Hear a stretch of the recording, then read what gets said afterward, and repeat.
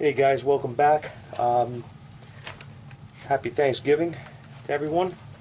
I got a video for you, and it's kind of a long story, which seems to be a trend for me. But I like to give as much information as possible. So what I'm going to do, I'm actually at my house right now. Obviously, that's why I'm in the dark here. I'm down in my basement. My wife is sleeping, and the audio did not come out on the video, or I should say the audio didn't come out on one part of the video, which was more of the introduction and background story behind this vehicle. So I had to wait till I got home to know that, and testing out new mics sucks, but we're trying here. In any case, I'll get to the story, try to keep it as short as I can. It is a friend's slash neighbor's vehicle. They've been coming to us to service their vehicles since we had moved from Jersey City to Bayonne. And they have, the one vehicle they have is a Mazda 2009 Mazda CX9. It's a SUV if you don't know. And some months ago, it was brought in, probably about 5 months ago, and the customer requested that we change the battery on the vehicle. Didn't specify any issues or anything like that, just said that he wanted to change it because the battery was original and he never had it replaced, so he just wanted it done as a service.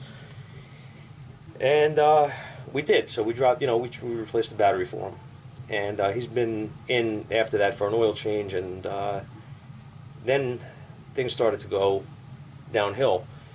What happened was he stopped in randomly one day, and he said that his truck had been hit while he was parked. And I went out and took a quick look at it. It had some damage on a bumper in the rear, and a little bit of damage on the quarter panel. Nothing crazy, but I mean, I don't do body work. I says I can't fix this. I really don't do this work. So he says, well, no. He says, can you recommend a good body shop? And I says, well, yeah. He says, I want it done right. I want it 100%. I said, okay. So I recommended a place that I have known for 25 years. Dealt with them guys forever. I mean, they worked on my own vehicle when I had my Mach 1, and I've sent them a lot of work over the years, tons and tons of work. Always had faith in these guys to do the right thing. Friendly with them, been up to the shop many times. So he brought it there. I called up actually ahead of time for him. I spoke to the owner. He said, sure, we'll take care of him, no problem. I left it in their hands, in good faith, you know what I mean? So he gets the vehicle up to the place. They take it in, do the insurance paperwork, I guess, or whatever, and get the ball rolling to fix it. So now a couple days later, I get a call from the owner of the truck, and he says that he got a call from the body shop. They said that the battery, the alternator in the vehicle has failed. It's no good. So I was like, well, I said, that's weird. I says, all right. He didn't tell me, he didn't have any background other than that. Just he said he was told the alternator's bad, and did they want him to put it? Did they want him to have them change it? So he asked me if he should bring it to me, and I says, I should have in hindsight said yes, but I said no, and because I was trying to save him any aggravation. I didn't want him to take if the alternator was bad, I didn't want him to take the truck and end up getting stuck on en route to me. So I says, no, just let them put it in while it's up there. Don't risk it. So with that, I figured everything was fine. He gets, he got the truck back. I had seen it parked outside my house because, like I said, we are neighbors. I'd seen it parked out there. It looked, the bodywork was nice and crisp on it, nice and new. So I had to talk to him. So about 3 or 4 days later, I ended up getting a pretty good flu here. Everybody's sick, so he calls me, and I was asleep. I missed the call. So when I got up, I called him back, and I asked him what's the matter. He says, the truck won't start. He says, it's dead. I said, really? He says, yeah. He said, this has been an ongoing problem for over a year. And I was like, you never told me. He said, I didn't want to bother you. He said, I had it looked at a couple of times, and then a couple of the guys that looked at it said that they have no idea what's wrong with it. They can't fix it, so I didn't want to bother you. I didn't know that it was a bother to me, but I thought that's what I was here for. But whatever, you know what I mean? It is what it is. So now, you know, in hindsight, I'm thinking back and I'm saying, well, he had me put a battery in it. I'm wondering now, like, you know, did he have me put the battery in because he had this problem? He thought it was going to fix it. And whatever. So now I know it's got a new battery, it's got a new alternator, and I'm like, it's got to have a parasitic draw on this thing. So at that point, I says, look, I says, I really can't do anything outside the house with this thing. It's too cold out now. You know, the weather changed here dramatically overnight. It's freezing out. I can't. I'm sick. I said, you got to tow it to the shop or have it, you know, get it jump started or whatever and bring it down. And he had attempted to jump start it and it wouldn't start. So I says, well, you definitely got to tow it to the shop then because you know, there's nothing I'm going to do with that truck out here with no equipment. So he gets it towed in. I was out sick. My partner looked at it and he ended up calling me at the house and he says, "There's a couple of things we got to talk about here with this truck." And I says, "Sure." I says, "You know, does it have a short?" He says, "Yes, it does. It's got a small drain, about 180 milliamps." And I was like, "Well, it'll kill the battery. It'll just take, you know, a day or so." He says, "Yeah." He says, "It's definitely definitely has a drain." He says, "But I'm not sure 100%." He says, "I think it's the BCM." And I was like, all right. I said, look, I said, right now, I said, I have nothing in front of me, diagrams wise, or I said, I'll come down and look at it tomorrow. He says, well, when you do, I got to show you something. I said, all right. So with that, you know, I was like, here we go. So you kind of know, you get that feeling in your gut, something's not right. So I go down to the shop the next day, and again, like I'm still under the weather now, and it's a week later. I still don't feel good, but I went down there, and he says, "Come here." He says, "Look." And I said, "What's this?" He shows me a battery. It's on the floor. I said, "What's that?" He goes, "That's out of the truck." So I'm looking at some kind of Autocraft crap, used. I mean, beat up battery. I was like, "What is this?" I said, "What do you mean this is out of the truck?" I said, "We just put a Delco in there 5 months ago." I said, "I could pull it." I said, "I remember." I said, "I did it." So he says, "Yeah." He says, "I know." And I was like, "So what the hell's going on? It makes no sense. Why is there a used battery in here?" I said, "Is that battery any good?" And he goes, "No." He said, "It's not good." He said, "It's shot." I said, "All right." So I said, I said, "But it does have a drain as well." He says, "I put a new Delco battery in the truck to test, do my testing with." I said, "Okay." And it does have a drain for sure. So he shows me, and I said, "Oh shit." I said, "I want to know why this battery's in the truck. That's the first thing that's, you know, I mean, obviously it has another issue that's aside from that, but why is this battery in there?" So I go inside, I call him up, and I ask him, "Did you go to any other shops? You know, just tell me the truth." I said, you know, there's no hard feelings or anything. I said, "I need to know what's going on with this battery." And he says, "What do you mean?" And I says, "There's a different battery in the vehicle than what I put in." And he says, "No." He says, "I haven't gone anywhere." He said, I wouldn't do that." He said, "I only trust you to work on the truck." And I said, "So it was only here in the body shop?" And he says, "Yeah." And I was like, "Oh boy." I said, "All right." So I said, let me call you back. I got to figure this out." I call the body shop, talk to the owner, and jogged his memory on the vehicle, you know. And he says, "Oh yeah, I remember." I says, "You put an alternator in it." He says, "Oh yeah, the alternator was shot on that thing. It wouldn't start while it was here." And I said, "Well, if it wouldn't start," I said, "that's not the alternator, man." I said, "It's, you know," I said, "it makes no sense." So he says, "No," he says, "it wasn't charging, you know, it killed the battery." I says, "No," I said, that's crap." I says, "All right." I said, "Well," I says, "My question isn't about the alternator." I said, "I did see you put one in." I says, "But why is there a used battery in this truck?" I said, I put a battery in there 5 months ago." I said, "I have the receipt in front of me." And he says, "Oh yeah, I did that." I said, "What do you mean you did that?" He said, "I put one in out of one of the wrecks here because the battery was shot from the alternator being bad." And I said, "That's crap." I said, "You know," I said, "Look, man," I said, "I've known you all these years." I said, "That's crap." I says, "You know," I said, "if that battery was brought down, if the alternator was not charging, like you're saying," I says, "then the battery was drained or whatever." I says, "If you charge that battery, it'd be fine. And aside from all that, if, I mean, by some miracle, the battery was shot, which it isn't, I know that. If it was, it's under warranty. You know, free replacement. I mean, what's the problem?" I said, "You deal with the same warehouse I do. Why wouldn't you call up and have a battery sent to you and put it in for the guy? It's brand new. It's, you know, it's ridiculous." So he says, he says, "There's no point." He said, "I had a battery sitting here that was good." He said, "I put it in." I said, "The battery you put in is garbage. It's no good. It's going to wind up taking this alternator out. It's crap. It's no good." So he says, "Well, I don't." He said, "Well, I'll throw another one in." I says, "No." I says, "I want another battery. I want my battery back so I can warranty it for the guy." And he said, oh, that battery's gone. So I says, at that point, I says, you know what, man? I says, I'm not one to pull punches. And I mean, I try to be nice in the videos. Obviously, I try to mind myself, you know, my manners in in my videos, and as best I can.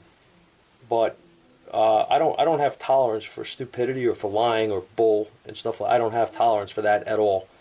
And the people that know me know that about me. Like, I take nothing from anybody. I'm a guy that's straight up. I'm very upfront, forthcoming with everything. I don't play games with people. I don't lie and cheat people. I don't do that. And that goes with everything in my life. I try to stay straight with everybody. And when somebody tries to play me or play somebody I know, I get extremely upset about it. Been like that all my life. Not going to change. I'm 43 now. I'm not going to change. And you can take it or leave it. You know, that's how I feel. So I told this guy, I says, I've been sending you work. I've sent you $100,000 in work or better, guaranteed, in the time I've known you. And I says, you have the balls, like, to tell me on the phone this lie, like, flat out lies. Like, I says, dude, I know for a fact what happened. I says, whether you want to admit it or not, I said, you want to cover it, whatever you want to do, you want to cover it up. I said, that's a popular battery. It's a 24 series battery. You guys that work on cars know they're friggin' popular. I keep 2 of them in stock. Always sell, always off the shelf, always being sold. Now, being that it's a popular battery, one of your workers probably had a bad crap battery in his truck or his whatever the hell vehicle he had, and he took my battery out of this truck and he put his battery in the truck, and you're covering for him. And I says, it isn't right. I says, you guys are making that, this body shop makes big money. It's not a little back, you know, alley type place. It's a big operation. I said, you're going to tell me that you have to steal a freaking battery out of somebody's vehicle that's up there for other repairs? $4,000 repair that you got out of it through insurance, and you're stealing a battery. And I says, on top of it, you never even wrote on the receipt that there's a battery was replaced in this vehicle, that the battery was faulty. I says, you're telling me one thing about the, you know, the alternator. I said, the alternator was never even bad in the truck, I guarantee you. And I said, the only way that it would have smoked that battery is if it was overcharging. I said, a 5-month-old Delco battery is not going to go bad if the thing discharged one time. I'm sorry. And it's under warranty, like I said. So now I'm extremely annoyed. I'm more annoyed that he's lying to me. I said, make it good, man. Make it right. Send me a battery from the warehouse, a new Delco, and make good on it. And I'll install it myself while it's here because I have to do other work on it. So he says, no. He says, have him come up here and I'll take care of it. I'll put another battery in. I says, why? I says, just send me the battery. He refused. He says, no, I have all the cars up here that have good batteries. I'll put one in. I said, I don't want a battery out of another car. I want a Delco battery that's brand new and under warranty like the one I put in the car was. So with that, I hang up on him. He got me to the point where I was just completely fed up and I was going to end up leaving the shop to go up there, and I just thought better of it and I hung up. So I called the customer and I explained to him what happened, and he was completely, you know, shocked and horrified that this would happen, which I don't blame him. I mean, you're trusting a place to work on your friggin' car, not steal out of it.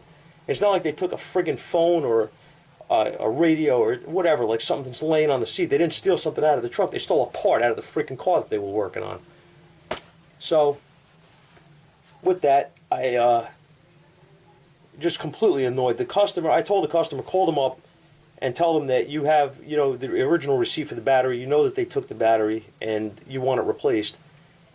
And you don't want any used battery. You want another Delco that's brand new. So he called them. And the guy says, well, I have to, you know, he gave him the runaround. Basically says, I have to see what battery's in there now, and then I can, you know, figure out what we're going to do from there.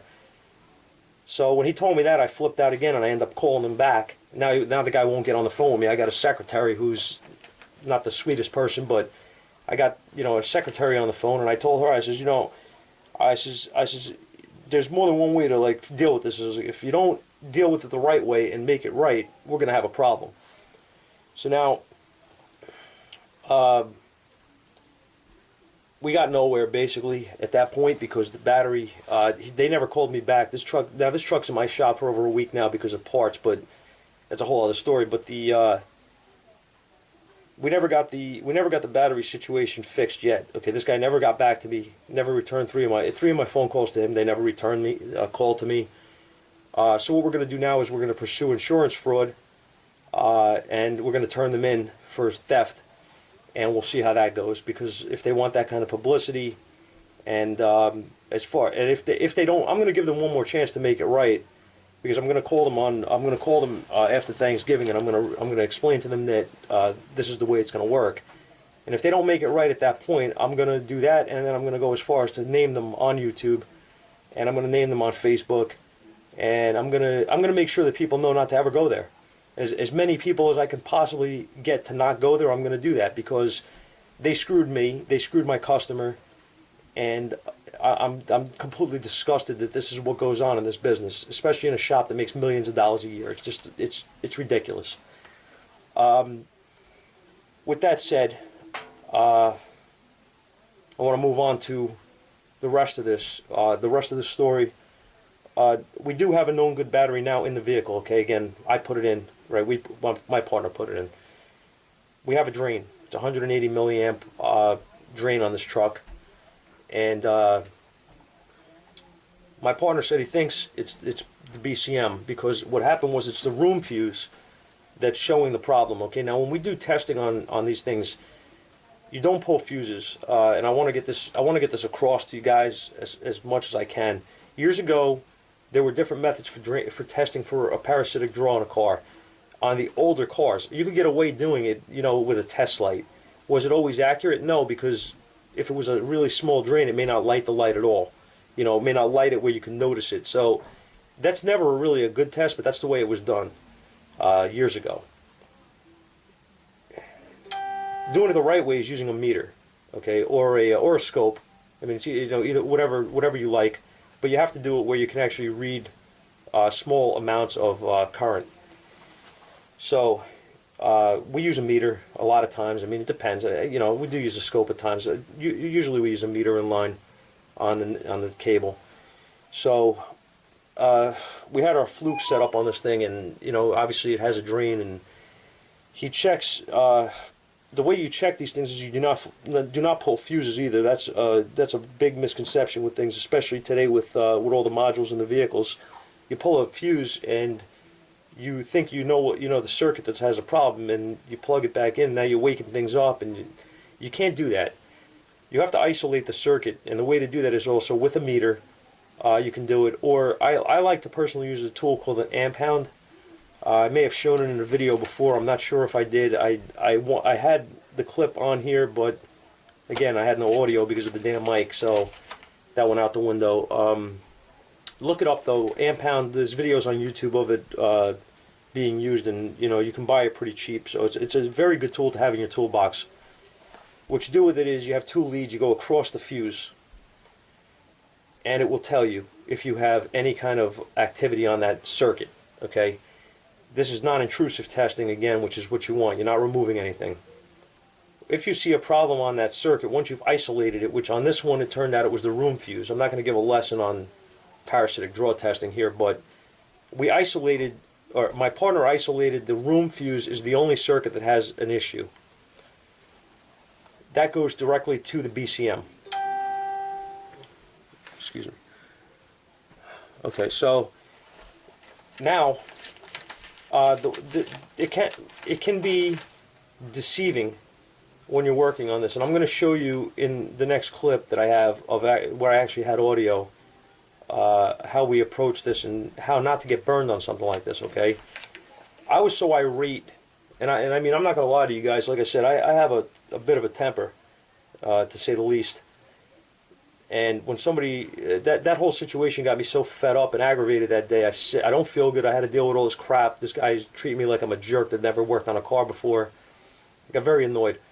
So I sat down at my desk and I was, chewing cough drops like they were bubble gum, and just wanted to feel better. You know what I mean? It was cold and miserable. It just sucks. So I sat there and I was like, I was almost like, all right, you checked it, you think it's the BCM, get a BCM and fix the truck, And I sat there for probably a half hour, and he's looking at me, and he knew, I wasn't going to leave it at that. He didn't even bother calling up for prices or nothing. And I says, all right, you know what, man, I'm going out there. I said, I got a diagram here, and I'm looking through this. I was looking through stuff on the diagrams while I was sitting there fuming. And I was like, I'm just not convinced, and I said, I got to go take a look at this. So I went out there and I diagnosed it, and it was not the BCM. All right, I'm going to tell you that now. You will know what it is later in the video. But I want you guys to watch through. If you're interested in this kind of stuff, this is something you may learn something on. Watch through the video of the diagrams and all the stuff that I'm going to show you, because there are variables when you're testing this kind of stuff. When I first started in this business years ago, when I first started working for Joe, there obviously was a specialty shop. It did electrical diagnostics, so I was green. You know what I mean? We've all been there, right?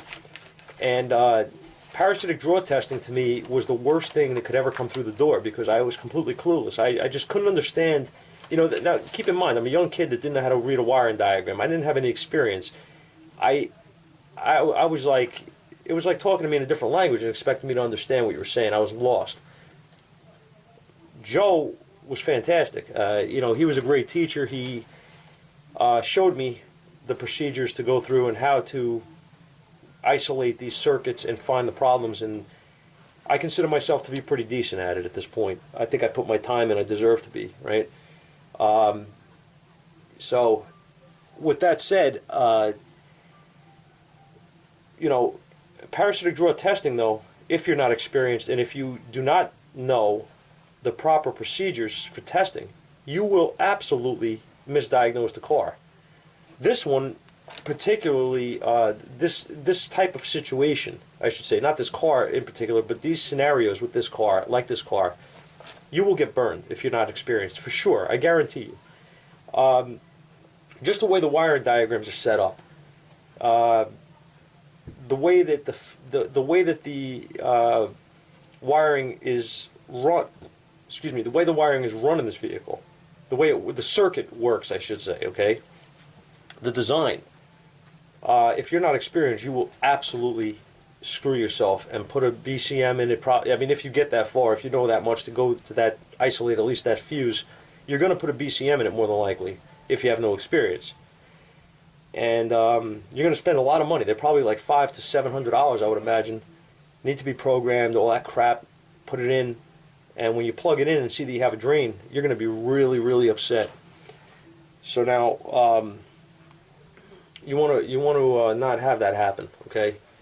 What you want to do is you want to isolate your drain. You want to first you find the fuse, the circuit that it's on, and you see what else is on that circuit.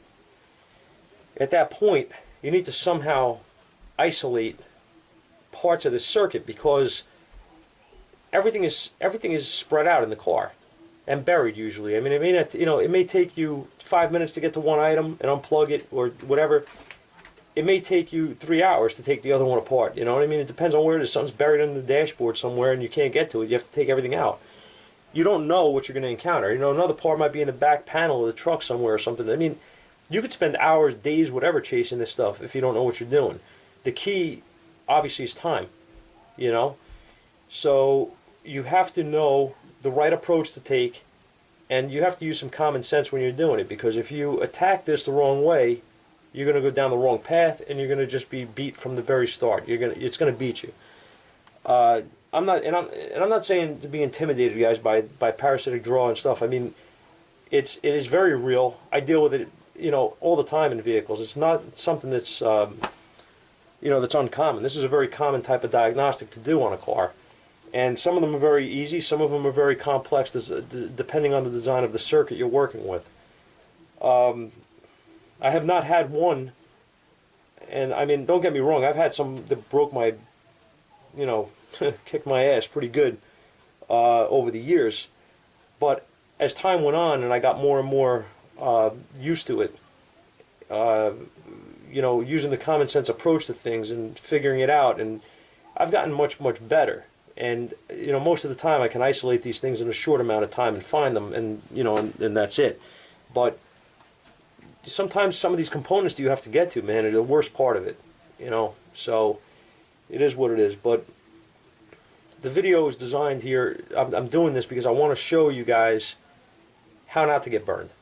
I want to show you how to how to think when you're looking at the diagrams. These diagrams, I'm going to tell you this much about them.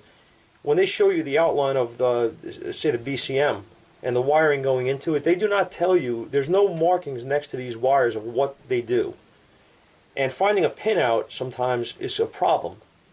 So you don't know exactly what's what. Okay, on this one, I think I did find a pinout on this one, but sometimes that could be an issue too, trying to find a pinout. So you don't know what pin 5C does or whatever. You don't know what that's supposed to be, or what that, you know what I mean? You have to know how these circuits interact with each other. So it's a big thing. But check out the rest of the video. I'll leave your thoughts, your comments, obviously, below. I'm sorry that I'm in the dark here doing this, but I didn't want to just throw this video out because I think it's a good learning experience for some guys. I really wanted to rant a little too about this battery situation. I'm still fuming.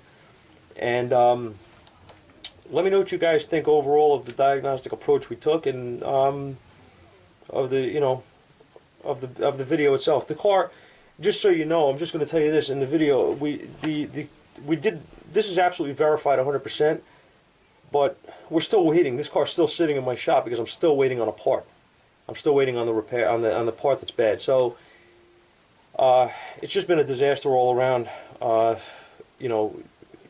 me, for the customer, it's just not good. The car's been there for almost a week and a half now, and I mean, not that I have a ton of time into diagnosing it or whatever, but it's sitting there and it's not making me happy. So, we try our best, man, but sometimes it's just I don't know, the cards you're dealt. I don't know how else to explain it. But like I said, just take a look, and hopefully it helps some of you guys that are having some problems with parasitic draw, or understanding how you approach a circuit like this. Let me know what you think. Thanks, guys. I'm going to set you guys up right here in front of my computer, and I'm hoping, again, I'm trying with this that it's not going to be rolling too much, but I don't know that I can do a lot about that. I've tried a couple of ways to fix that, but you got to deal with it, guys. I'm sorry. Best I could do. So here's where we're at. We took our room fuse, right? We got the power distribution fuses on, which is diagram 2. And when I open this up, room fuse, which is highlighted, and it shows that it goes to what? Navigation, memory, trunk, tailgate, fuel doors, headlights, air conditioning system, DEF system, computer data lines, sound and interior lights. Okay, what do I want to do? That's a lot of crap that it goes to. Well,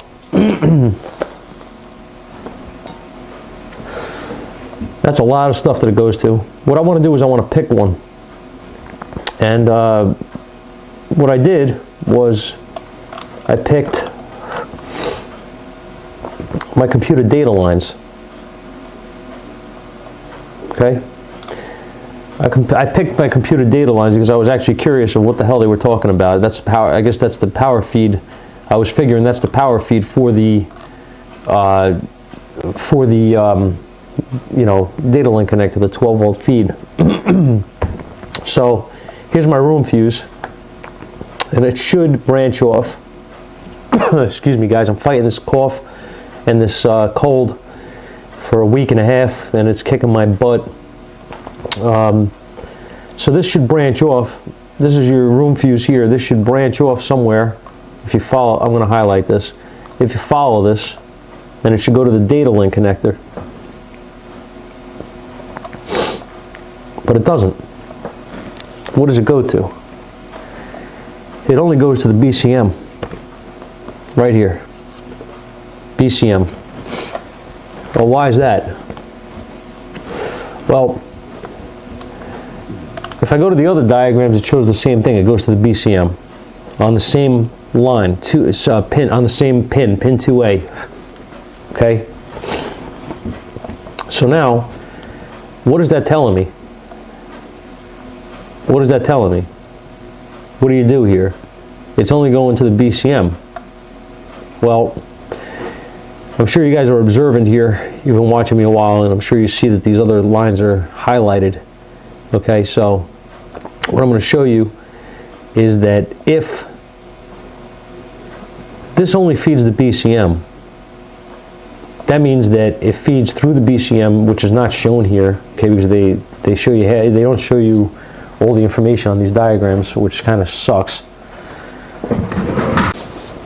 They don't show you the fact that the circuit is connected inside the BCM 2A to 5H, okay, is connected.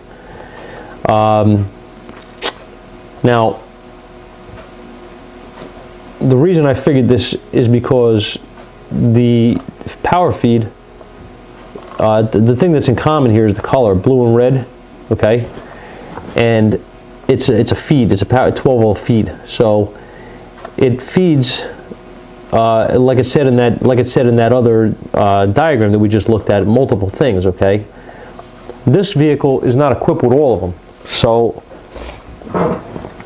depending on what it's equipped with, it's going to feed off of different lines as well. Okay, it's going to be, I mean, other pins are going to be feeds out to these other items. Okay, this vehicle has doesn't have like power tailgate and stuff like that, so there's certain things that it's not going to have. It doesn't have navigation.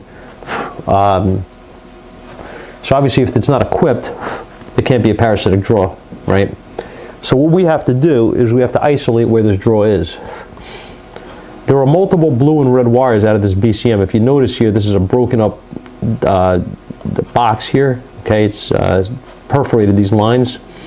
That means that this is not the entire BCM diagram. Okay, it's only partial.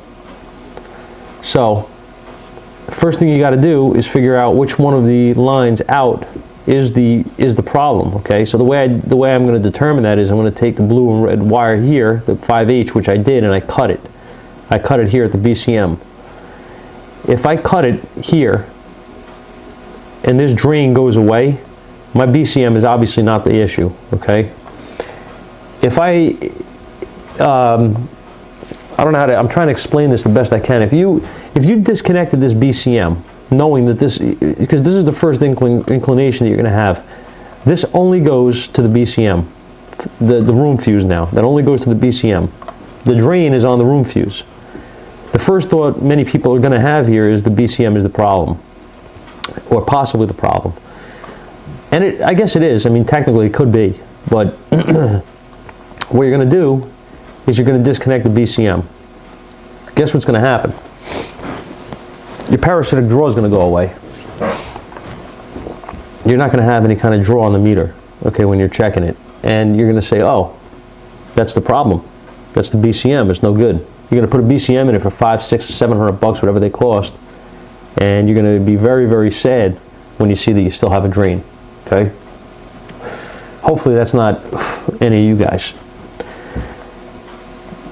What you got to do is isolate the circuit out, okay?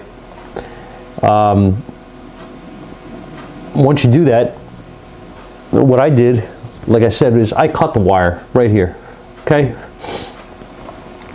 I verified I have 12 volts coming out, which I know I have, but I verify it anyway because I like doing that. I have my 12 volts on the one side out of the BCM, but I no longer have a drain. Okay, so what I just did, I'm going to just disregard this right now. What I just did was I highlighted my circuit out that is the problem. This is what's isolated right now. Everything here that's highlighted is isolated. One of these items that's highlighted here is the problem. Okay, 100%. How do we find it? Well, now we got to start investigating. Now what we got to do is start looking at things. The data link connector is one. Can that be the problem? Yeah, it could, in theory. If somebody plugs something in here that doesn't belong there, like those insurance crap things that they use, or those, you know, those things they sell in like some of those stores now to monitor your car or whatever, they can be a problem. Okay.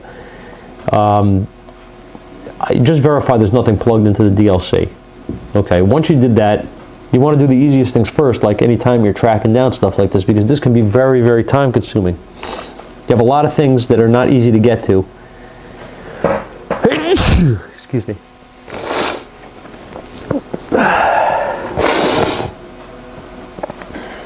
You have a lot of things on vehicles that could be very, very difficult to get to where they live. Okay, So the way you want to do this is you want to do this as quick as possible. And how you do that is pick something that makes sense. The left courtesy light, well, I don't see it on in any way. I don't see it even dim. It's in the door. I'd have to take the door panel off in order to disconnect it.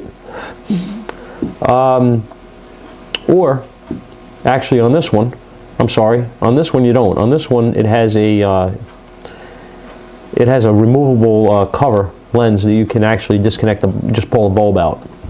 We did that. So that was simple. That was 2 seconds to do. Popped it out, pulled the bulb, still have a drain. Okay, move on. Next thing is the DLC. We already checked that. We don't have anything plugged in. Not worried about the DLC. What's next? Well, we're only down to 4 items. The instrument cluster, the information display, front climate control unit, or the audio unit. Again, thinking about time and doing things as quickly as possible. We want to kill 2 birds with 1 stone here. So the climate control and the audio unit are together.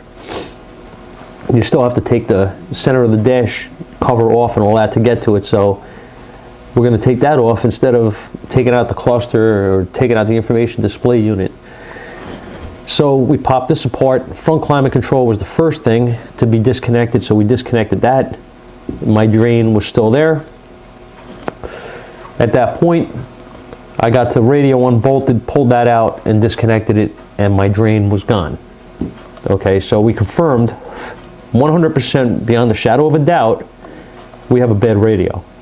All right, this is a guy that's had this drain problem with this thing for literally a year now or more. All right, and he's never had it checked. He went to his shop. They told him there's nothing wrong with the car, whatever, before he was coming to us. So he said the one guy told him that if when the car, if the car sits for a few days, it's normal for the. It's all crap. I mean, come on. My mother's 85 years old. She's got a 2,000 Grand Marquis with 50,000 miles on it. That car sits for 2 months at a time sometimes. When she goes out there, it starts. Okay. Why is that? Because it's maintained. Because it doesn't have a junk battery in it. It doesn't have a drain. There's nothing wrong with the vehicle. Okay. The alternator works properly. So yeah, the car starts. All right. As long as there's nothing that's wrong in the vehicle, the car should start. If it sits for 6 months or whatever in the cold weather, yeah, maybe the battery will run down. But under normal situations, a car sits for 3 days, a week. That car should absolutely start if there's no problem. Okay, if it doesn't, there's an issue. But again, that's what's out there telling us, telling people what's wrong with their vehicle. So the object of this video is to show you not to get burned, guys. Don't get burned on stuff like this. Be careful. My partner initially said to me he thought it may be the BCM because the fuse only goes to that. So he wanted me to verify it when I came back in and see what was going on. So that's where we're at. I'm waiting for that audio unit now, and we'll change it and we'll move on. Hopefully, and I could confirm the fix. But this is definitely a bad radio, no doubt. Okay, no doubt. Just like I said, don't get burned on this stuff, because if you see that fuse only goes to the BCM, but you see in the diagram it's showing you it's going to other items, other things, that means it feeds through the BCM and goes out. Be really careful. Okay, don't disregard that stuff, because you absolutely will spend money and waste your time and waste your money and have an unhappy customer. So I hope this helps somebody. I'm going to show you guys on the vehicle the drain and what and disconnecting the radio does make it go away, and we'll just show you that, and that'll be it. So thanks, guys. So now we're back out at the car, and what we're going to do here is we're going to take a look, and what I'm going to do is I'm going to disconnect my audio unit now for you guys outside. If I can get my hand in there, which is not an easy task on this truck.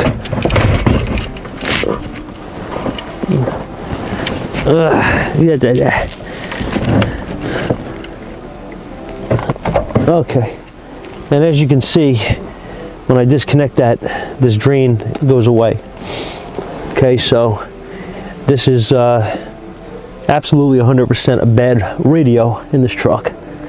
So what we're waiting on now is a used audio unit to arrive, and once it does, we will install it, and I will show you that it does no longer have a drain, hopefully, unless we have a bad one again, which we know never happens. So that's where we're at, guys. But I wanted to show you this, and I was hoping that it would help somebody.